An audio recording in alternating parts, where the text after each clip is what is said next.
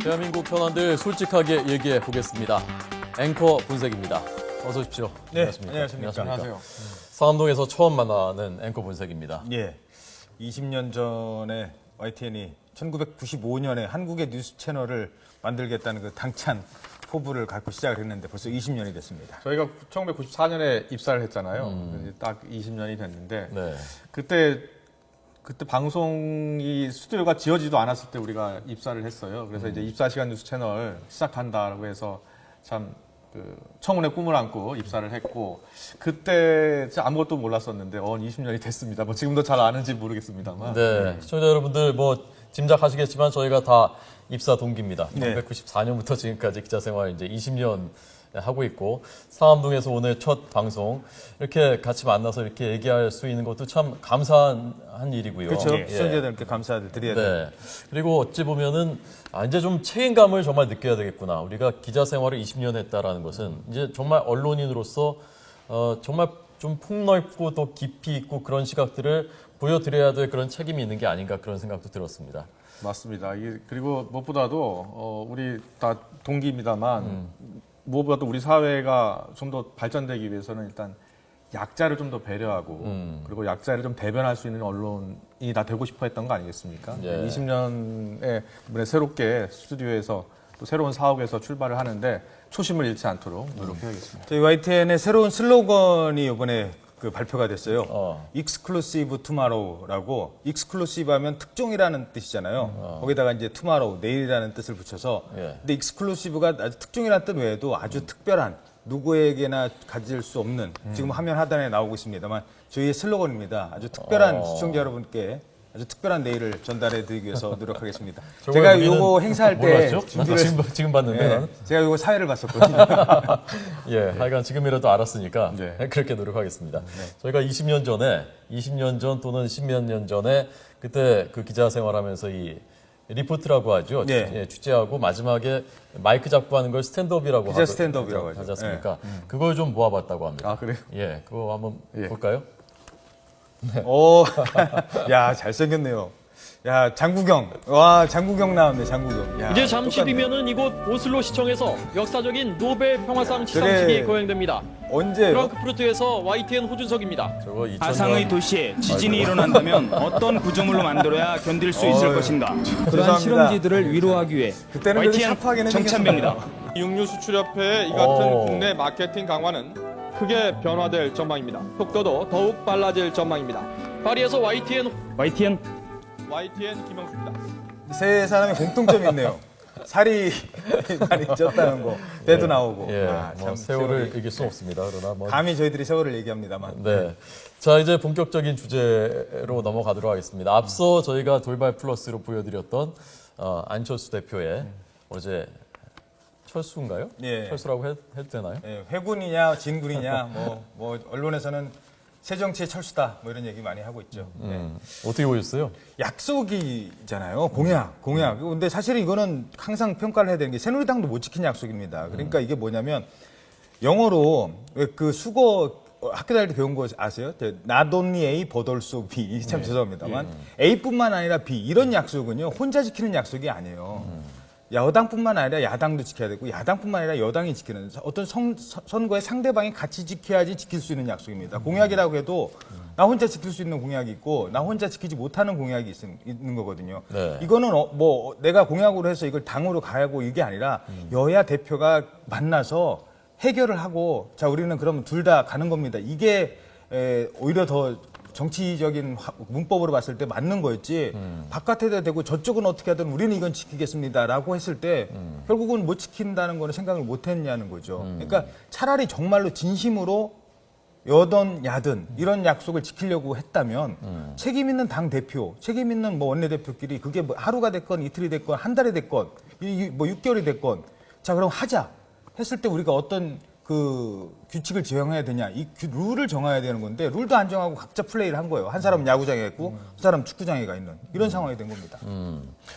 예. 저는 우리 정치가 좀 너무 근시안적으로 보는 것 같아요. 그러니까는 지난 대선 때 그 대선 때 승리하기 위해서 이 무공천 공약을 했던 거 아닙니까? 약간의 파퓰리즘적인 성격이 있었다. 그때도 지적이 있었습니다만 승리를 위해서 무공천 공약을 한 겁니다. 예. 그리고 다시 지방선거가 다가오니까 또 승리를 위해서 무공천 약속을 포기한 거예요. 어떻게 보면. 그러니까 이게 선거에 승리만을 위한 정치를 하니까 바로 이런 일이 일어나지 않는가 이런 생각을 합니다. 좀 더 길게 보고 이번 선거에 지더라도 약속을 지키는 정치를 계속했으면 어땠을까. 그러니까 선거에서 너무 집착하는 것 같아요. 우리 정치가. 선거에서 승자 독식 여기 구조에 완전 꼬이는 거죠. 근데 저는 조금 생각을 좀 달리하는 게 선거에 지더라도 이게 현실적으로는 안 된다는 거예요. 선거에 지더라도 지금 민주당 입장에서 좀 생각을 해보면요. 과거 민주당 지금 새정치연합의 입장에서 생각을 해본다면 과거 민주당 시절에 대선 이뤘죠. 총선 졌어요.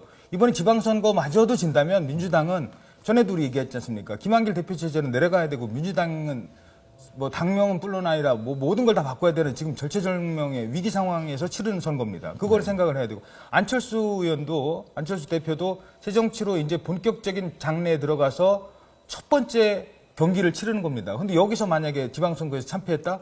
다음 대권 꿈도 못 꾸고 그냥 여기서 사라질 수도 있는 거거든요. 그래서 정당의 목적은 첫 번째가 그 권력을 잡는 겁니다. 그게 대권이건 의회 권력이건 지방 권력이건. 근데 그런 어떤 선거를 치르는데 우리가 질게 뻔한 경기의 규칙을 가지고 한다?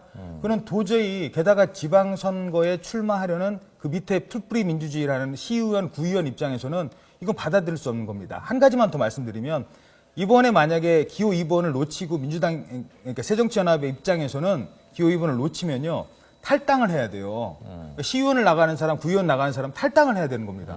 그렇지 않아도 기호 2번 하나 때문에 찍어줄까 말까인데 선거 한 번, 그 투표 한 번 하는 게 아니거든요. 광역, 기초, 적어도 4번, 교육감까지 뭐 5번, 6번까지 해야 되는데 그때 뭐 줄줄이 2번을 찍어주든 1번을 찍어주든 그런 논리에 의해서 치러지는 게 지방선거인데 그 좋은 번호를 놓고 탈당을 하고 5번 가 있고 어떤 사람은 5번이고요. 그것도 5번도 무소속이기 때문에 누구는 6번, 누구는 7번 가는 거거든요. 옛날에 박원순 시장은 10번으로 나왔었어요. 10번으로. 예. 물론 이제 그거는 집중이 돼 있을 때. 예.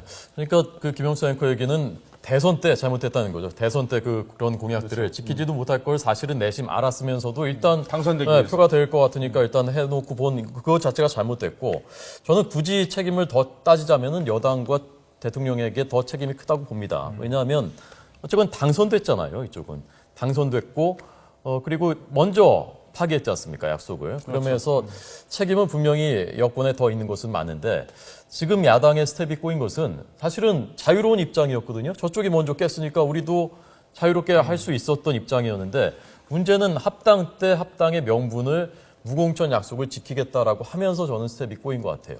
그걸 명분으로 삼아 놓으니까 이제는 우리의 책임이 돼버린 거예요. 그렇죠. 이 선거가 프레임이라고 하지 않습니까? 그러니까 약속의 정치 대 거짓 정치.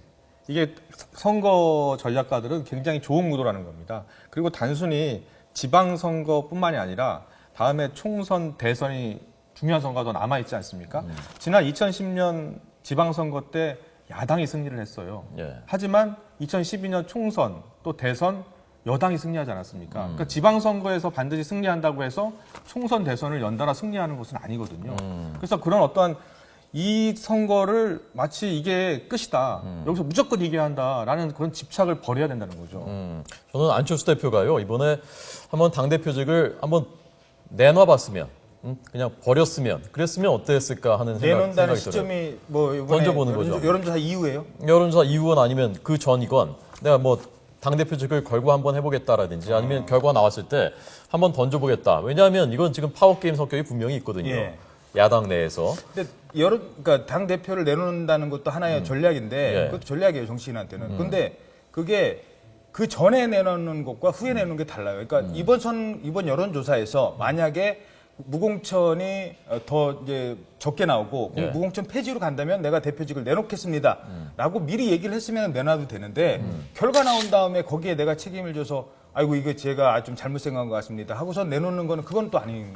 거 아닐까요? 근데 이 명분이었잖아요. 이 새정치 이퀄 지금 무공천 이렇게 됐었던 거지 않습니까? 그걸 합당의 명분으로 삼았었고. 근데 그것이 지금 무너졌다면 자신의 근간이 무너졌다라고 볼 수도 있는 건데 그렇다면 한번 야 그럼 내가 책임을 지겠다라고 한번 던졌으면 어떻게 되겠습니까? 지금 야당 내에서는 안철수를 빼고서 선거를 치를 수가 없습니다. 그럼 결국은 다시 삼고초려해서 다시 모셔왔을 거예요. 저는 그랬다면은 안철수 만만치 않네. 당내에 있는 다른 세력들한테 안철수 이 그냥 뭐 하루 강아지가 아니구나라는 그런 어떤 결기를 보여줄 수 있지 않았을까 그런 생각이 저도 들더라고요. 사실은 새정치를 본인이 강력히 이야기를 했었고 그 새정치와 구정치를 다른 여러 가지 기준이 있습니다만 그 가운데 하나가 책임을 지는 정치거든요.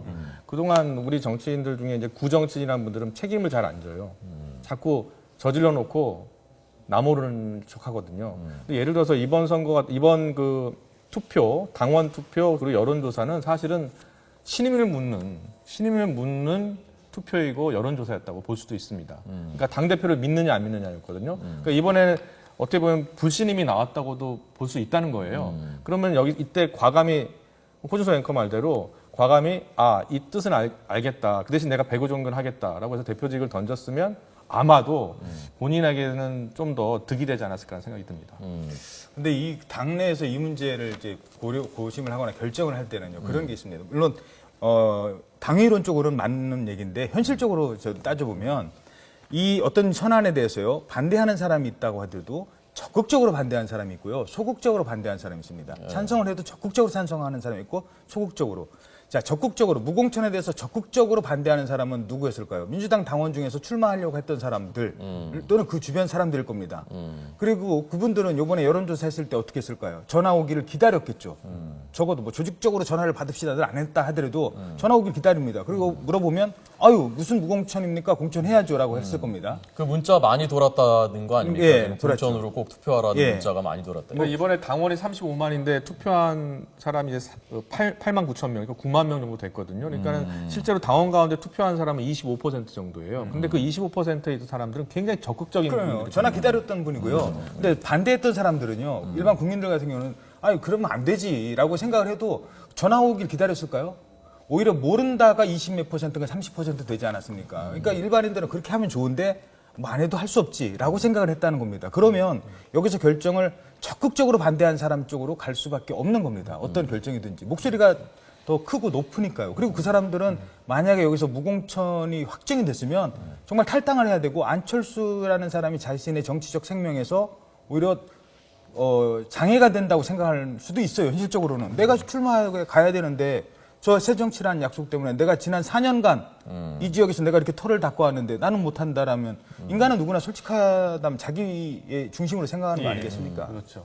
그런 부분도 사실은 생각을 해줘야 된다. 네, 저는 그래서 이제 뭐랄까요 새정치의 아이콘으로서의 안철수는 이제 소멸했다. 그리고 대신에 현실 정치인으로서 현실 정치 야당 대표로서의 안철수가 남았다라고 생각을 합니다. 새정치라는 게 3대 미스터리 중에 하나라고 했었잖아요. 대체 뭐냐 새정치가. 의원 100명 줄이는 게 새정치냐 구명당 없애는 게 새정치냐 이런 구호들은 다 없어져 버렸단 말입니다. 그러면 남은 건 뭐냐. 태도다 태도. 좀 다르다. 구정치인들과 좀 다르다. 그게 국민들과 약속을 그건 지킨다라는 그거 하나 남았었던 거 아닙니까? 근데 지금 그게 무너졌거든요. 그러니까 이제는 안철수 대표가 무슨 말을 해도 국민들이 반드시 저렇게 되겠구나라고 하기에는 너무 여러 번 이게 바뀐 걸 봤어요.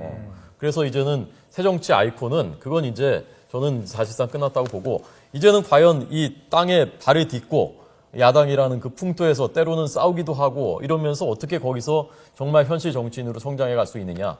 그게 이제 남은 과제인 것 같습니다. 가서 이제 이번에 사실 호랑이 굴에 들어간다는 이야기를 많이 했었잖아요. 네, 그랬죠. 호랑이 굴에 들어갔더니 뭐 안철수 대표가 호랑이 굴에 들어갔더니 호랑이가 없더라 이렇게 얘기했더니 이제 많은 전문가들이 호랑이가 지금 숨어 있는 거다. 그리고 이번에 호랑이 맛을 봤다고 볼 수도 있습니다. 부딪힌 거예요. 이제 치열하게 싸우고 현실 정치에서 본인의 의지를 보여주고 관철할 줄도 알아야 됩니다. 그러니까 이번 여론조사와 당원 투표를 보면서 또 깨달았을 거예요.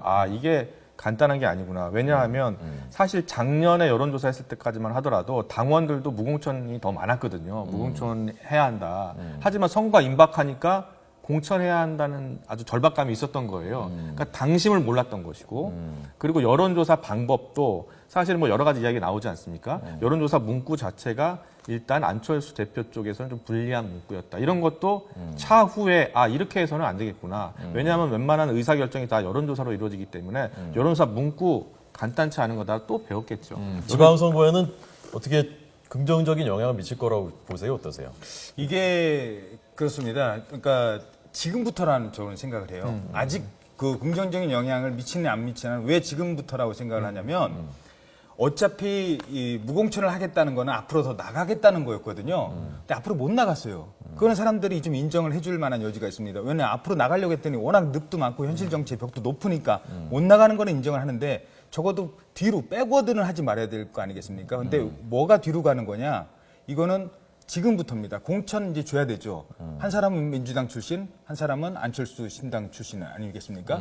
어떤 지역에서 경합을 할 때 국민들도 옆에서 지켜봅니다. 이거 봐라. 결국 또 지분 나누기 하고 있네. 이거 봐라. 공천하려고 결국 개파 싸움 하고 있네. 진짜 이걸 보여준다면 이거는 구태 정치입니다. 새 정치는 못해도 구태 정치는 안 해야 되는 거 아니겠습니까?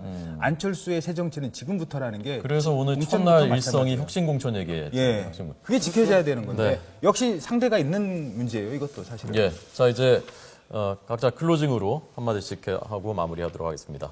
먼저 김영수 앵커 해주시죠. 네. 그래서 뭐 이렇게 정했습니다. 약속 뒤집기에 국민 속 뒤집힌다. 뭐냐면 우리 정치가 자꾸 우리 국민들한테 외면받지 않습니까? 네. 왜냐하면 약속을 손바닥 뒤집어요. 그리고 나서 낼름 사과 한마디 하고 모르는 척합니다. 이 국민 속 뒤집히고요. 국민들께서 반드시 심판해 주시겠습니다. 예, 여야 모두 반성해야 되는 문제죠. 당연합니다. 네, 자, 저는 새정치 아까 형해만 남았다고 했는데 이거 하나는 남아 있는 것 같아요. 뭐냐면은 안철수 대표가 얘기한 민생 안보 우선으로 하겠다, 중시하겠다. 그것이 새정치라고 생각한다라고 했지 않습니까? 이건 남아 있는 거예요. 그럼 앞으로 시험 때는 이걸 지킬 수 있을 것인가? 왜냐하면 당내에서 이견이 많거든요. 당 대표가 민생 안보 얘기만 하니까 무슨 여당 대표랑 비슷하다라고 야유 같은 것도 있었고 그랬어요. 그래서 이거를 어떻게 지켜나갈 것인가? 이것을 앞으로 주목해 볼 포인트로 저는 보겠습니다. 예. 저도 아까 뭐 간단하게 말씀을 드렸는데요. 저는 안철수의 새 정치에 대한 평가는 사실 지금부터 내려야 된다고 봅니다. 지금 뭐 회군이냐 아니면 진군이냐 뭐 말 장난을 저도 말 장난 거기다 보태면 횡군하는 거예요. 아직도 계속 가고 있는 겁니다. 아직 그 방향은 지금부터예요. 내 짐 덜어놓고 내가 먹을 거 나눠 안 먹고 아끼고 남을 걱정해 주는 게 그게 새 정치라면 내 새끼, 내 자식들, 뭐, 나를 위해서 고생했던 사람들이 이번에 설사 공천을 못 받는다 하더라도 그래도 새 정치의 명분에 의해서 그런 모습을 정말 보여준다면 그때는 새 정치가 인정을 받는 거지만 결국 내 밥그릇은 꼭 챙겨야겠다 이런 모습을 보인다면 안철수의 새 정치는 사라지는 거죠. 예, 알겠습니다. 오늘 앵커 분석 여기까지입니다. 고생하셨습니다. 네, 수고하셨습니다. 수고하셨습니다.